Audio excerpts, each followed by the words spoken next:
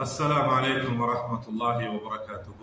الحمد لله والصلاة والسلام على أشرف الأنبياء والمرسلين وآله وصحبه أجمعين أما بعد. பேரன்புக்கும் பெருமதிப்புக்கும் உரிய சகோதரர்களே, அல்லாஹ்வினுடைய நல்லடியார்களே, இன்று நமது மார்க்க நினைவூட்டலின் மூலமாக ஃபத்லு சியாமி ஆஷூரா, அதாவது நாம்